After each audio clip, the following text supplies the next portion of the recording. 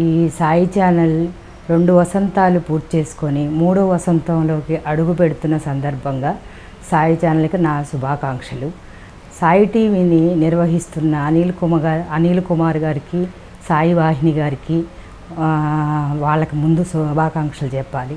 ఎందుకంటే ఈ సాయి టీవీని ఎన్నో కార్యక్రమాలు చేస్తూ ఎంతో మందికి సాయి టీవీ ద్వారా సేవ చేస్తూ ప్రోగ్రాంలు కూడా చాలా బాగుంటున్నాయి.